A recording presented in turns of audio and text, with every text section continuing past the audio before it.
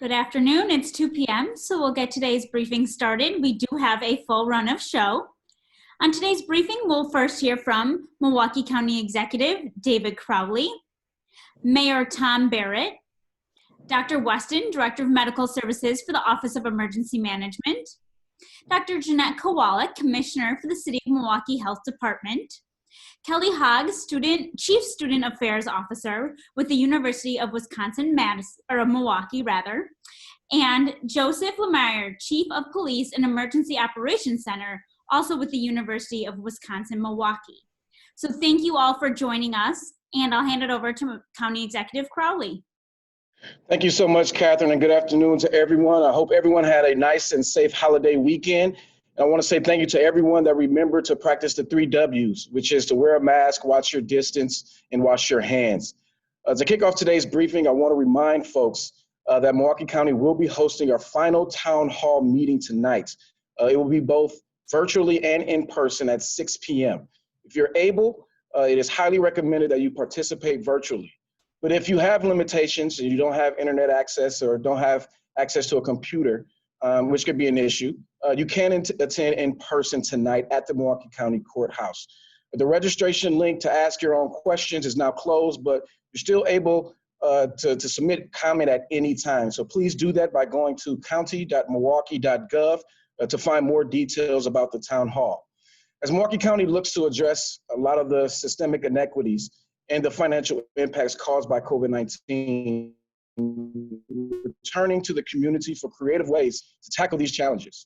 If you're not able to join tonight's town hall, please take a minute to fill out our Balancing Act budget tool that's also available online to provide suggestions and feedback about the budget. I also want to take a minute to acknowledge that this is Suicide Prevention Week and September is Recovery Month. While the pandemic affects us all, those effects aren't always distributed equally, and the insecurities that existed way before COVID-19 have intensified over the last few months, only compounding the stress and anxiety for many. Every person can contribute to the recovery of those who suffer around them and enable safe and healthy, meaningful lives. This is a difficult time for our residents, and we're working hard to provide the aid needed to prevent anyone from responding to intensified mental health issues by taking their own life. One Milwaukee County resident lost to suicide is one too many. I'd like to thank all of our frontline workers, all of those who are supporting loved ones through their recovery journey. This work is critical. And for those seeking help, 24/7 mental health support is available. And you can call 414-257-7222 for more information. Please know that you are never alone on this journey. And lastly, it's equally important to care for your physical health. So I want to talk about flu shots. As the weather gets cooler, and we begin to spend more time indoors, getting our flu shot will be critical this year. Stay tuned as more information about flu shot availability will be released in the coming weeks. And make sure to speak with your doctor or healthcare provider about the importance of getting a flu shot this season. We need everyone to take ownership of their health for your own well-being and for those around you as we continue to fight COVID-19. With that, I want to hand it over to Mayor Barrett and say thank you for your leadership as well. Well, thank you very much, Mr. County Executive. And again, as I've said earlier, it's great to have the city and county working together on these issues. If anybody watched any of the news reports over the weekend, unfortunately, what we're seeing is, particularly on college campuses, we are seeing more people being reckless who are not following the protocols, not following the social distancing or following the 3 W's. And as a result, in a great number of states, we're seeing an increase of cases throughout this nation. Last week, we've had maybe 14 states that we're seeing the cases grow. Now we're probably up to 30 states where we're seeing cases growing, including right here in the state of Wisconsin. So as students return to school, and we're talking about K-12, we're talking about college students everywhere, we know that the risks are going to be growing. So as our schools, our K-12 schools are trying to adapt, whether they're virtual, whether they're hybrid, or whether they're in person, try to adapt to this new normal. There are a lot of challenges that teachers are facing, that parents are facing, that staff are facing, and we just want them to be able to work through it. The childcare issues making sure that you've got someone at home if your kids are going to be at home. But it's on the college campuses where young people, unfortunately, as they make that transition from childhood to adulthood, seem to be having the greatest challenges right now. And a number of universities, including some here locally, have unfortunately been forced to dismiss students because of their actions, because they're not following the rules that have been put in place for public safety and for public health. And so it's important for us to make sure that everyone is following these rules, because although we are seeing a reduction in deaths, relatively speaking, throughout the nation, we are seeing the cases beginning to rise again as well. So we do have our challenges, but I know that if people continue to do what's necessary, continue to wear the face masks, continue to do the social distancing, continue the good hygiene, we're going to make the progress we all need to make. I would like to see more people get tested. I think that that is an important component in what we're trying to do. In our National Guard testing sites, Saturday were actually pretty low. We had 410 people at UMOS on the south side, which was relatively good, but we only had 189 people at Custer Obama on the north side. And we've got the capacity to do a lot more for that. The turnaround on these numbers is very, very quick. And so, again, we want to remind people that this is still an available option for you, as well as your private providers if you need to get tested or if you feel you need to get tested. The county executive mentioned National Suicide Week. We had a very rough week last week with Officer Tom Klein, who worked for the Milwaukee Police Department for many years. And he died by suicide last week. So we know that this is something that puts a lot of pressure.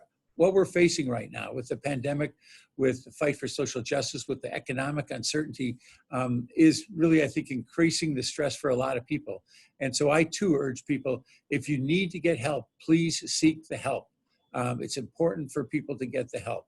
But what we're doing here at City Hall is, with the help of Clear Wing Productions, who donated equipment and logistic support, and members of the Milwaukee chapter of the International Alliance of Theater and State Employees, City Hall has been lit each night since September 4th in teal and purple, in loving memory of all who have died by suicide. The lighting will conclude Thursday, September 10th, following World Suicide Prevention Day.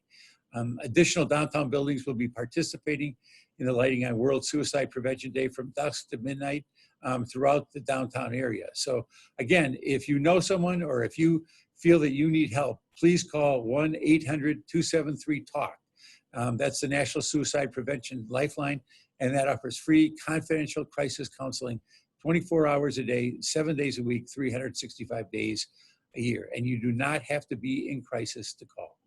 Please seek help if you are struggling, and remember, you are not alone. With that, I'll turn it over to Dr. Weston.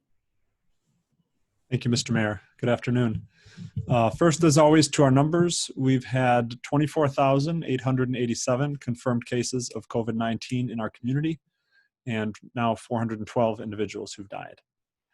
For a brief situational update, we do continue to see promising signs in our community related to our percent of tests returning positive.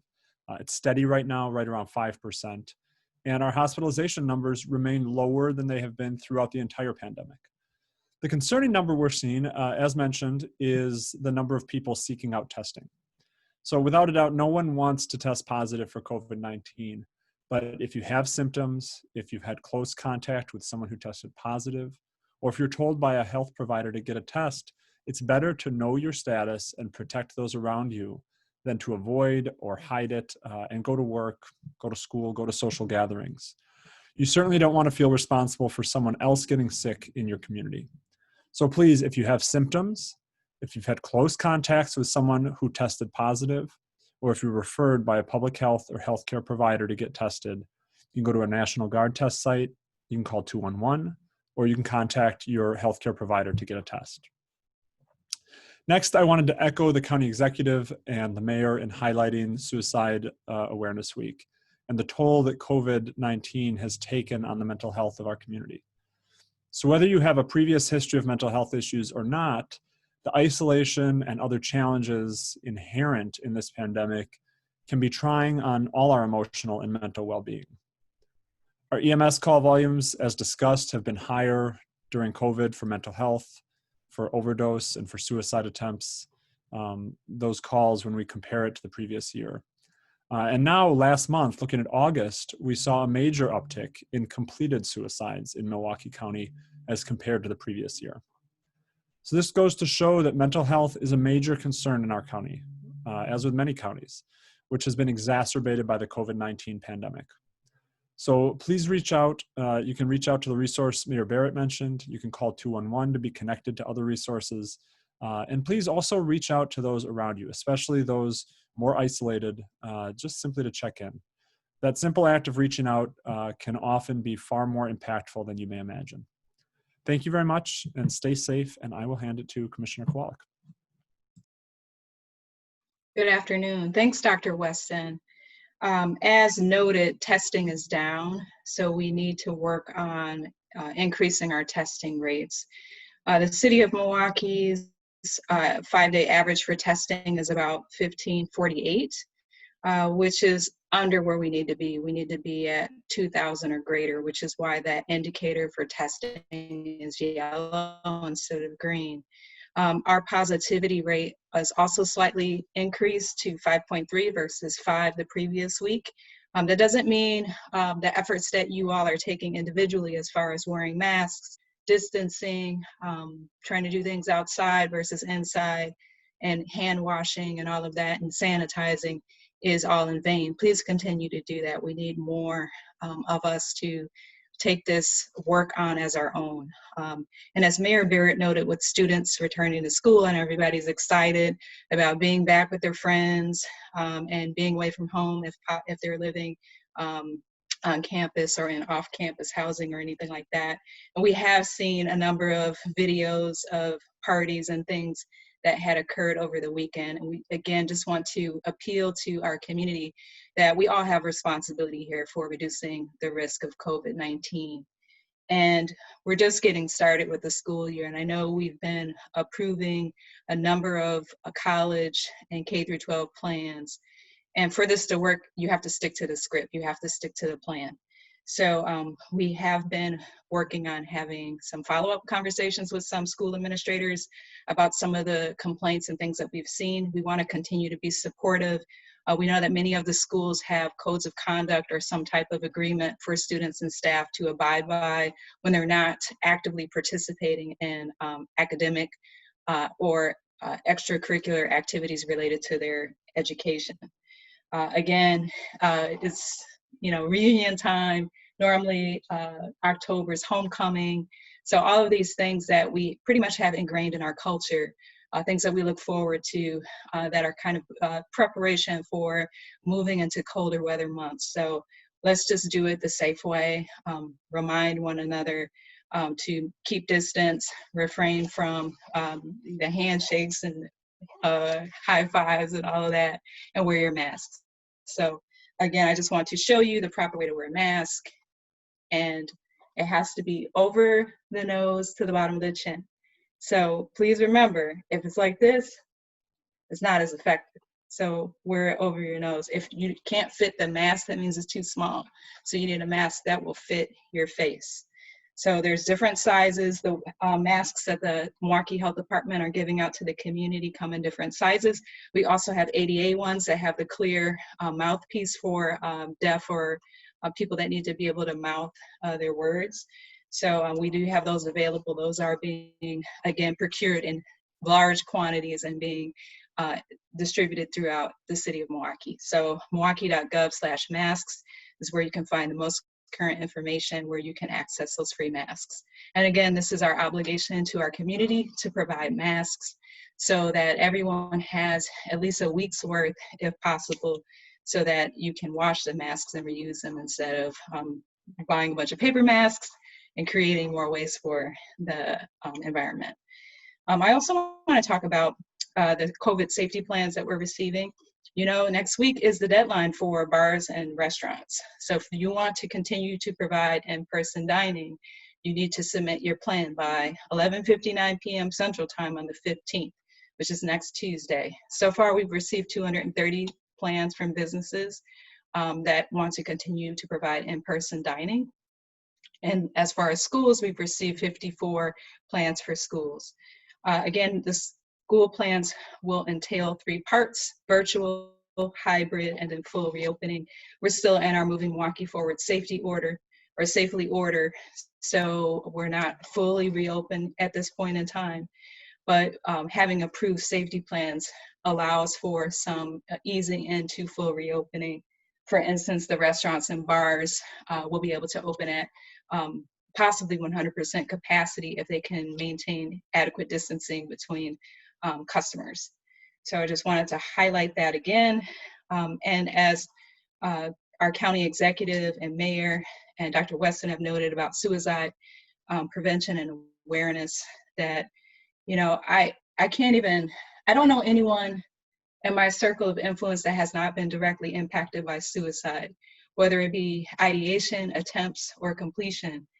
And when you look at our lives, especially in 2020, and all of the uncertainty, lack of hope or loss of hope, just seeing how things are playing out with racial equity and justice in this country and politics, it's a very tense time. And, you know, I am leaving my position for a variety of reasons, and I began to talk about that last week with the politics, but I also highlighted some of my experiences with racism and discrimination, which I think is really important to state as a Black woman. I believe I'm the only in the state, and we need more diversity in the health officer ranks in this state. Just my experiences in 2 years, it's very difficult to be the one and only. You know, we want to create opportunities for others to move into these spaces, to coach and sponsor and support, so that we can have a network. For instance, the health commissioner of Detroit is a Black woman, and she's awesome. She just made the under 40 list, and she's doing great things there. But we need more of us in these positions, and I think it's very important, especially when our communities are predominantly of color, or mainly of color. We need to have leaders that represent us and that understand what we're going through, and that are from our community, that can speak to what it's like to grow up and to go to school and navigate all of the challenges that we have to face in our community. So, you know, just again, touching to where we're at, acknowledging suicide prevention and awareness month and week, and then touching on various levels of racism and discrimination. And just how does that impact mental health in general? How does that impact our ability to thrive in any role that we may occupy? I also wanted to just remind everyone that I started to talk about my personal experiences with racism actually in June. So June 14th, it was WISN's Upfront special. So I talked a little bit about what I was dealing with at that point in time. So I was grateful for the opportunity to begin to discuss these things openly. And I also made a comment that I had to be careful about what I said, because, you know, still being in the role, you know, I can't just go to town and spill all of the tea. I have to be mindful about how I do this. What am I doing and saying that's helping build other people up, and also bring truth to power. So I just wanted to acknowledge Dr. Kamara Jones, who is an icon, a force in anti-racism work in our country. She used to work for the CDC. She's been a very vocal advocate for equity, and she's actually going to be present on Thursday virtually through the Medical College of Wisconsin's and Freighter. There's a minority film festival, so I believe at 9 a.m. she'll be available just to talk a little bit more about what this is about. She's, you know, another person that I look up to for guidance and support, how to navigate these spaces that are not always welcoming to people like us. And then one other thing that I want to acknowledge is just the opportunity to author or submit an opinion piece to the Daily Beast. You know, again, I'm moving into a national space, so you'll continue to hear more from me at that level about what it's like to be a health commissioner, a Black woman health commissioner, serving the largest city in the state of Wisconsin, and all of the challenges that we've had to face and overcome over this period of time. So lastly, I just want to encourage others that are listening. We're talking about going back to school, we're talking about college. You know, getting a degree is one thing, but being able to self-actualize and move into positions that will bring you joy and satisfaction is really, really important. But we are, you know, everybody's Black Lives Matter, all Black Lives Matter, but we're not just looking at one sliver of this, meaning the equity piece. We're looking at equity, inclusion, and diversity. So it's one thing to get into a position, it's another thing to be supported in the position, and it's another thing to be able to bring other people so that you're not the one and only. So, you know, for those that are listening, please continue to be allies. Everybody has critics, so that means I guess I'm something to talk about if you have criticism for me. But for those that have been very supportive, whether it be staff, others in city government, county government, and other entities, thank you for your support. It really means a lot to me, and I want to, again, just use my ability to move into a national space to help others to do the same. Thank you. Thank you, Commissioner Kowalik. And as you began speaking about, and as the mayor noted as well, we're starting to hear national headlines from universities of precautions they're having to take to help mitigate the spread of COVID-19. And today we're fortunate enough to be joined by two representatives from UWM who will talk to us about some of the local changes they're making on campus and how they're having conversations with students about the importance of mitigating COVID-19. So we'll first hear from Kelly Haig, who is the Chief Student Affairs Officer at the University of Wisconsin-Milwaukee. Thank you for joining us, Kelly. Hi, it's great to be with you all today. And just a shout out to Commissioner Kowalik, who I know is a UWM alum. So we have been working really hard to make sure that our students and staff and all members of our community know what's expected of them while they're on campus. One of the ways that we're getting the word out to our students is with our Panthers Protecting Panthers campaign. This really highlights our key messages about wearing a mask, maintaining social distancing, wash your hands. We also have our students are required to take a training, as well as our staff are, and commit to a pledge to say that they will abide by the Panther Protecting Panthers approach. Part of that is also right now that students have joined us back on campus, is encouraging them to minimize large group gatherings.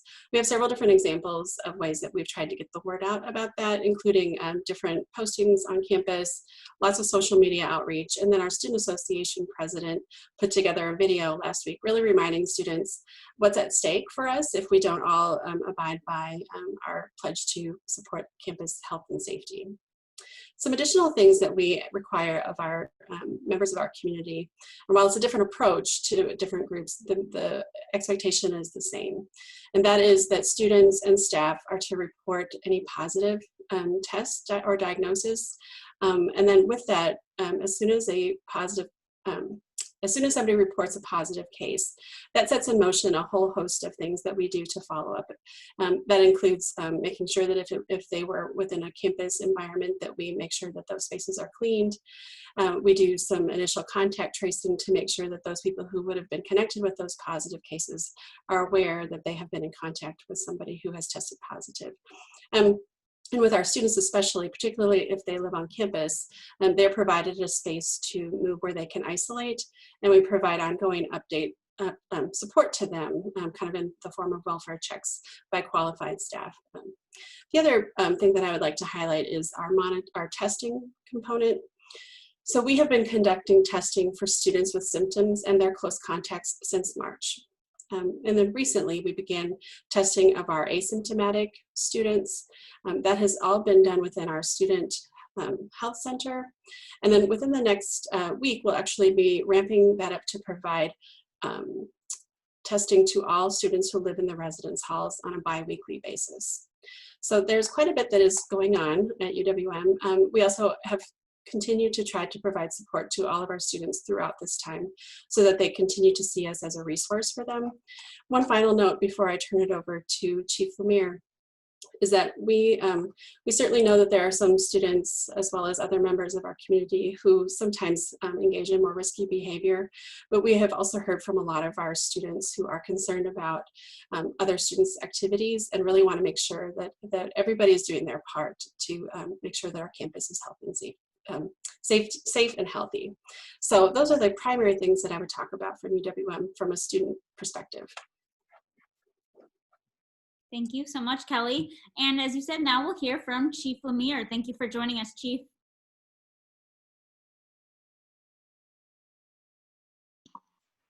Sorry, had to unmute. Thank you for having me. This has really been a long process. I want to explain a little bit what UWM has been doing all along, since this really dates back even to January when we had students that were international and taking care of those students. And as it moved into the U.S., in March, we started up an emergency operations center, which myself and the campus health officer were the incident commanders of this. And over time, that EOC has grown to over 100 people from campus. And we've sectioned off into about 13 different teams that is focused on every level you could think of a campus operation, because we're really about 25, 30,000 people are just a decent sized city in Wisconsin. And we had to plan for bringing people back and how are we going to do that safely. And so there's a couple levels here. We've been talking about off campus and there's also on campus. And we have plans in place for the on campus piece, building preparedness and operations to special requests to plexiglass to PPE and supply team, supplying it for 30,000 people that are going to be on campus. And we've been pretty successful there. I was on campus several days last week, and I can tell you that the on-campus operation has been very good. Even not inside of buildings, probably seeing 50, 60% of students wearing masks, even when they're not close to people. So I think the idea and the education has really gotten to that level, and people are understanding that portion. And we've done a really nice job with that. And I've been part of the team planning for the testing that's going to be ramped up to a larger level than what we're doing right now, and that's been going well. The off-campus behavior, which has been talked about by Commissioner Kowalik and Mayor Barrett and others, we've had a good relationship with the Milwaukee Police Department, even in the years prior, and working with our local neighborhood associations and working on the neighborhoods regarding quality of life and those types of things that go on.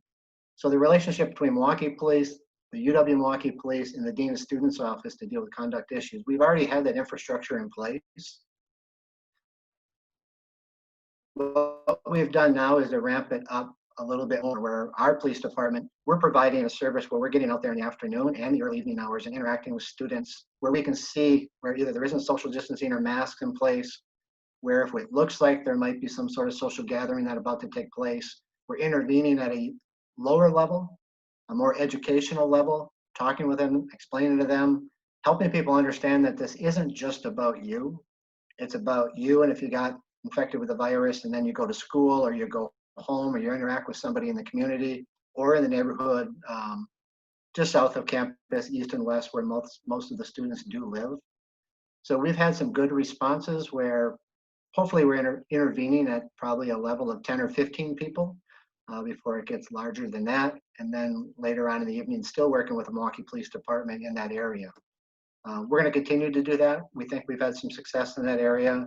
I'm sure there's some stories where there's some spots where it was not successful or parties had taken place, but it's an educational process. And I'm hoping that as we continue to do that, we're going to keep having more success, because the goal is safe and health for everybody, but also to continue on in the semester and have people get educated and move on to graduation and move on to success in their career. So it's an ongoing thing, and we will keep that going. Thank you, Chief. We'll now move to the question and answer portion of our briefing. And our first few questions come from Patrick Polintolio with WISN 12. And the first one is for Dr. Kowalik and Dr. Weston. He's asking, why are fewer people getting tested, and is there a specific reason for this? Sure, so I can start. I think there's a number of reasons why we're seeing lower testing rates over the, sorry, my video's off. Over the last few weeks. I think there's a number of reasons. So we do know from looking at data over several years that cold symptoms, flu-type symptoms, reach their nadir or their lowest levels in August, around this time. And so that certainly is a contributor. This is usually when we start seeing symptoms ramping up toward the beginning of September. I think likely a more substantial limiting factor is COVID fatigue. So we've all been going through the pandemic for months. And while the pandemic and the need for testing may have been more in the front of mind a few months ago, there's a sort of numbness to the pandemic that has developed more recently. So regardless, we know that testing, particularly in those with symptoms, those with close contacts with people testing positive, is key to controlling the pandemic. So on our end, we'll continue to work to make testing as available, as simple as possible for those who need it. And from an individual's perspective, anytime you have any symptoms consistent with COVID-19, anytime you have close contact with someone who tests positive, or certainly if you're referred by a healthcare provider or a public health professional, we want you to get tested. Thanks. And I agree with that as well. The testing numbers that we have are the numbers that are going into our Wisconsin electronic disease surveillance system. So, you know, largely a lot of that data is coming from the community testing sites, but we also know that there's other providers that are also providing testing. My other point would be an appeal to academics to conduct some research on attitudes and beliefs about COVID-19, especially as we move into the colder weather months. But I think we need some local data to really understand what our community is thinking about. We can make assumptions about things that are happening based on some of the other areas in our country, but it would be most beneficial to have some local data. So I'm going to put that out there. If there's any researchers, or they have a student for the semester, or someone to assist with some type of you know, convenient sampling or something like that, that would be really helpful. Thank you, and certainly a good call to action. Thanks. Our next question is from Patrick, and it's directed towards Mayor Barrett and County Executive. He says, what is your level of concern for the future of restaurants and bars in the city and county as the weather turns and outdoor dining options become limited? What, if anything, is being done at the city or county level to help those businesses survive the pandemic and the colder months ahead?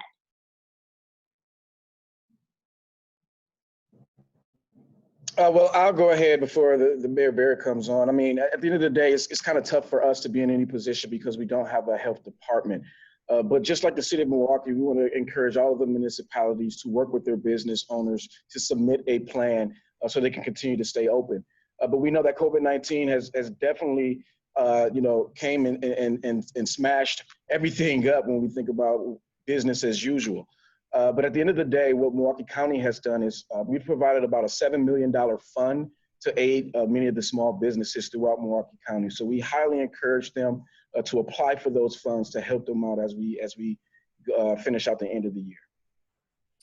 And as been discussed, there obviously is a plan in place to give restaurants the ability to be open. They need to submit their plans to the health department. But I think we've also seen a lot of success with the outdoor dining. And I think within this question is the obvious observation that it gets cold in Wisconsin and it's going to get colder. I would say in the near future, as we move into the autumn, I think and hope you'll see a lot of creative ways. We know that there are the different lamps, if you want to call them the heat lamps. I think there are going to be attempts made, and our entrepreneurs are going to try to find ways to have people continue to eat outdoors or indoors. So I'm hoping until the snow really hits that we're going to be able to be creative, allow the restaurants to operate. But we know it's going to be a challenge if we don't have a solution to this when it gets to January and February. Certainly. Our next question is from Caroline Reinwald and with WISN 12, and it's for Commissioner Kowalik. There's two questions here. What steps need to be taken to prevent the racism you experienced during your time as Health Commissioner for Milwaukee County? And do you believe that these issues can be resolved?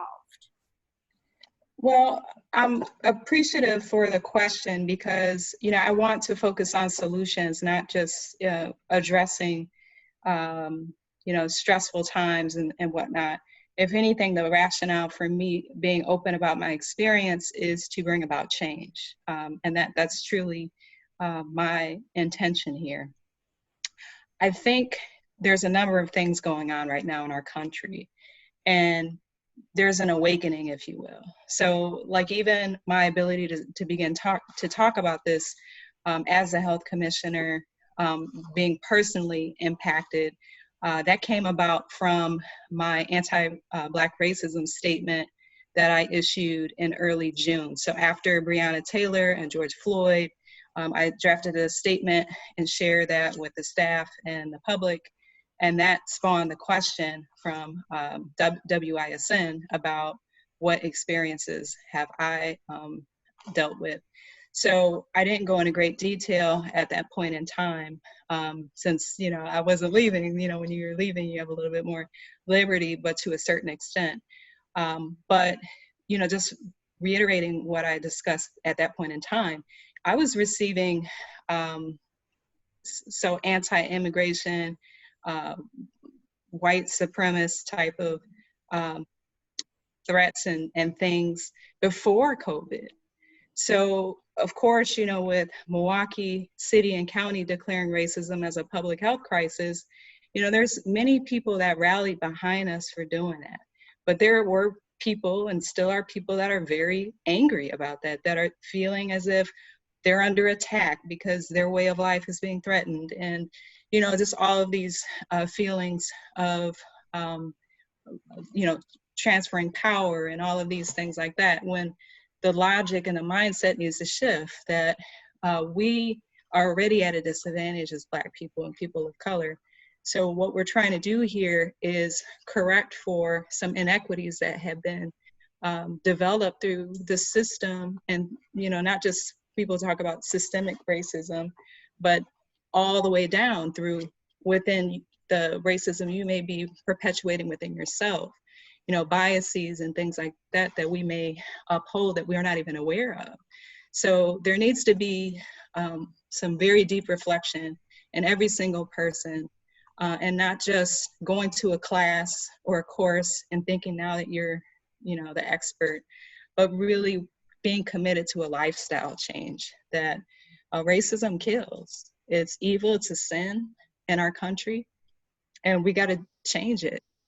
And doing so in a way that's leading with love and not retaliating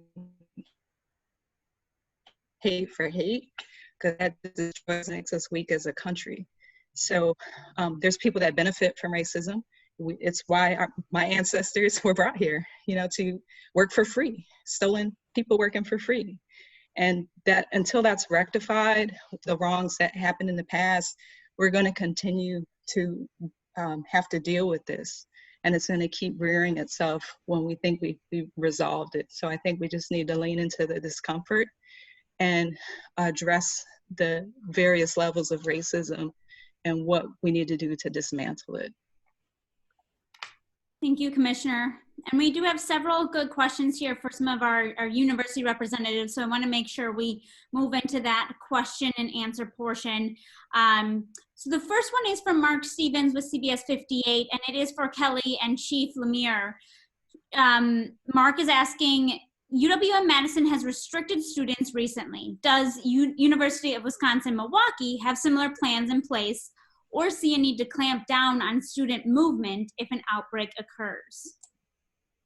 Sure. So we have various information points that we monitor on a daily basis. These include things like numbers of positive cases, our testing capacity, our ability for our health center to respond, utilization of our isolation and quarantine spaces, and so on.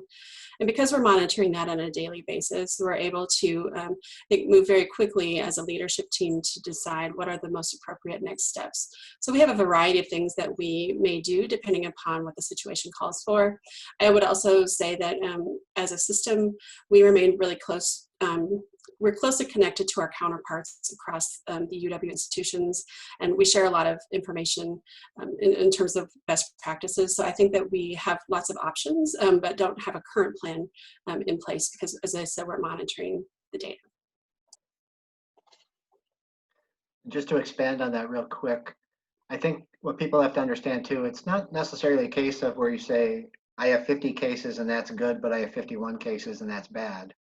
It's all been, even at the county level, the city level, the university level, all about capacity and the ability to handle what's there.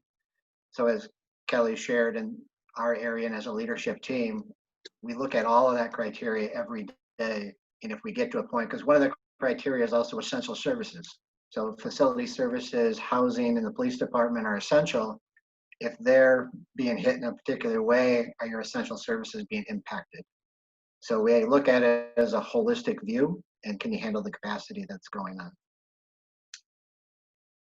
That's a great point. And as a follow-up, Aaron Mabin with Fox 6 has a question for Kelly and Chief Lemire. He says that Fox 6 obtained video of a large house party off campus over the weekend. Is there any disciplinary actions that can happen to off-campus students?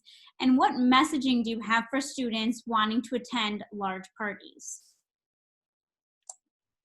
Well, I would say the message for students wanting to attend large parties is don't do it. That has to be the message. The gathering limits are out there. We abide by the same gathering limits. There is some conduct discipline cases that can be handled for off-campus behavior, which is why that relationship between MPD, us, and the Dean of Students exists, why we meet on a weekly basis to discuss addresses and people and things like that. So we as a police department at the university help facilitate the information of people we deal with off campus to make it to the Dean of Students office so they can address that behavior. Sometimes it's low enough to be just educational sanctions to get people to abide by what's there, or if it's behavior that's so egregious that it deserves a disciplinary action. Obviously to the students themselves, that's not something we advertise what the final outcome is, because of their rights as a student. But people should be assured that that communication flow and those actions and our work with MPD and the Dean of Students happens every fall, every spring, and it's a constant communication flow. And I don't think I would have anything that I could add, which I would say highlights how well we work together on these issues at UWM. Thank you, Kelly. And Emily Files with WUWM has a follow-up question for Chief, and I'm not sure if you're able to provide additional details, but she's asking how frequently has UWM police found large gatherings at off-campus housing, and are students being cited, or what other repercussions are happening to those students? So typically, I won't have an exact number, but typically it's the renters of the house are the ones that we deal with. Trying to take down every name of a person that's in the house is probably not something that you'd be able to do at the time. But the information of who rented the house and who's having the party, those are the ones that we share. When I said earlier that we're making contact with houses, I want people to understand that not every house we make contact with is necessarily a large gathering, because we're doing it as an educational bit. So if we see people on their front lawn, they're gathering, they're not necessarily wearing masks, but maybe there's only 10 people. We're intervening at that level to get them to understand, one, gathering limits, safety, the masks, hand sanitizer, social distancing, all the things that go into it. And also the idea, we don't want to see you go to parties. If you're going to do something at a small level, maybe it's 10. If you build in those extra safety habits, that's what we want to see happen. Because people are going to interact with each other, but if you do it at a safe way, safe distance, wearing the mask, everything we ask of you, that's fine. So we intervene even if it's not quote unquote a large gathering, but we're trying to prevent the large gatherings from happening in the first place. I would add that we are, as a campus, also working to always provide lots of other ways for students to engage with one another. And we, of course, will pass out masks at those events and things like that. And we are seeing that our students want to engage in those responsible ways as well. Wonderful. Our final question, and what I'm seeing that's COVID related here, is for Commissioner Kowalik, and it's from Mary Jo Ola with TMJ4.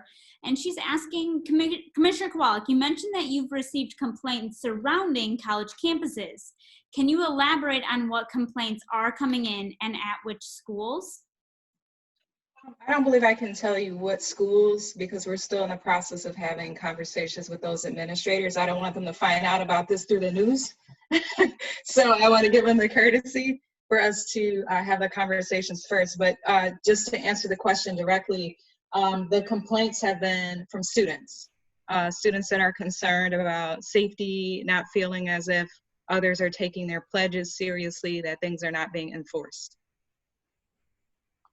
So Catherine, before we break, I want to make sure I acknowledge Beth Weirick and Bid 21 for all the work they've done to help us light up downtown in our efforts to highlight suicide prevention.